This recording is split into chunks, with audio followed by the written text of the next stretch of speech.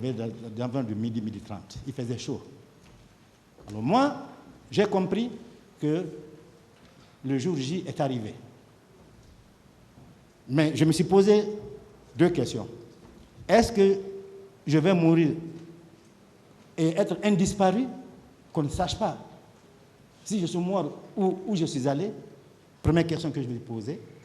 Deuxième question, dans cette foule, est-ce que je vais essayer de courir, aller partir et qu'on me tire dans le dos, que je meure comme un lâche? J'ai dit non. Là-bas, j'ai dit, il faut que je sorte, comme j'ai dit à mon épouse, que je suis psychologiquement préparé, je vais sortir du lot et aller droit vers les militaires qui sont en train de tirer. Si je tombe, quel qu'en soit le constat, ces milliers de personnes qui sont là ne vont pas toutes mourir. Au moins, une personne parmi elles pourra dire que j'ai vu Dr Keïta tomber. C'est ainsi que j'ai pris cette décision et j'ai récité ma prière, Ayat al-Kursi. Je suis sorti. J'ai fait, à peine je faisais 4 mètres, effectivement, que quelqu'un élève mon nom. J'étais déjà satisfait. Je me suis rendu plus tard compte que c'était M. Ali Ouba, à l'époque secrétaire fédéral de l'UFDG de Ratoma, qui a été honorable député. Il a élève mon nom. Docteur Keïta, ils vont te tuer, ils vont te tuer. Mais déjà, l'adrénaline était montée et j'étais psychologiquement préparé. Mais comme par la grâce de Dieu, j'ai fait 5 mètres, j'ai continué. Les militaires aussi qui étaient en face, ils étaient déjà à 30 mètres comme ça, 30 à 40 mètres, ont arrêté de tirer. Alors, je suis venu jusqu'à leur niveau. Arrivé à leur niveau, tout le monde est resté derrière, personne n'a bougé, et chacun voulait qu'est-ce qui va m'arriver. Bon, moi j'ai continué, je suis allé, et arrivé à leur niveau, ils m'ont demandé, il y a un qui a pris ma main, qui êtes-vous? J'ai dit non, je suis médecin, moi je suis médecin. Qu'est-ce que vous faites là, comme médecin? Alors il me tire par la main, en arrachant ma montre, et la clé de la voiture que j'avais été tombée, il me tire, nous sortons, il me dit de monter dans le véhicule. Il y avait un camion militaire, où certains déjà étaient là-dedans. Quand vous sortez le petit portail, c'est la porte de l'annexe qui vient sur la route. À peine sorti, il me dit de monter dans le camion. J'ai compris que là, ce n'est pas une bonne chose. J'ai dit non.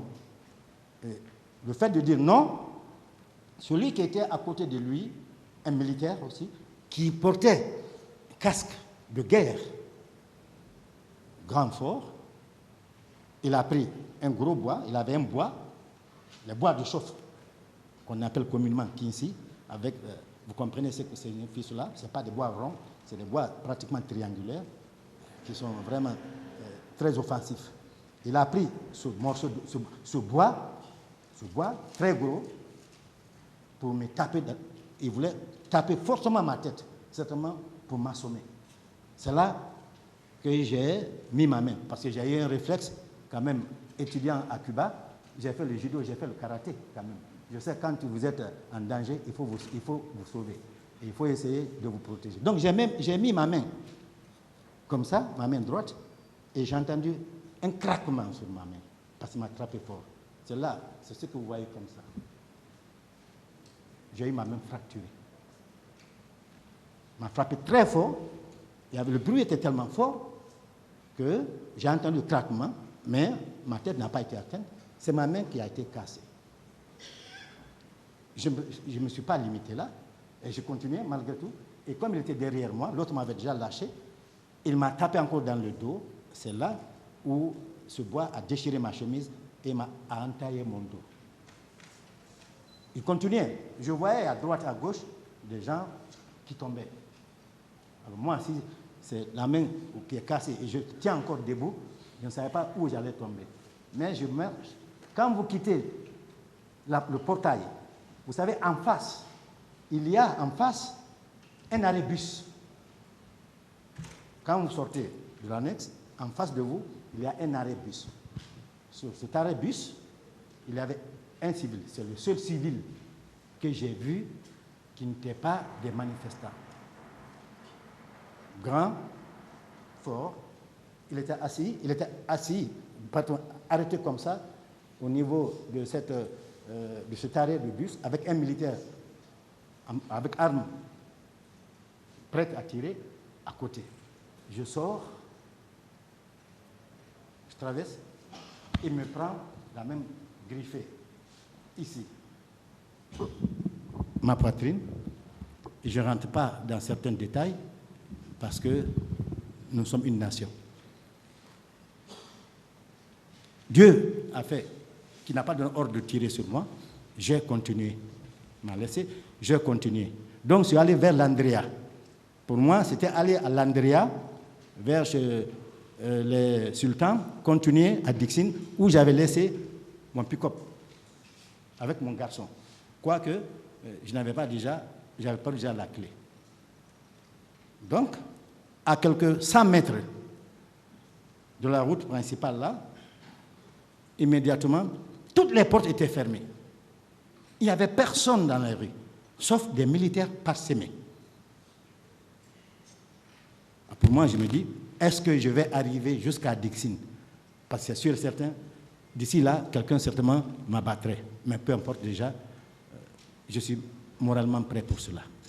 Donc, comme Dieu, ce jour, je ne devais pas mourir, il y a entre-temps, à 100 mètres, à gauche, un portail s'est ouvert. Je crois que l'intéressé voulait voir ce qui s'est passé. Et moi, je viens en ce moment, il me voit civil, avec la chemise dans le lambeau, il me dit, sauvez. Ils m'ont fait rentrer.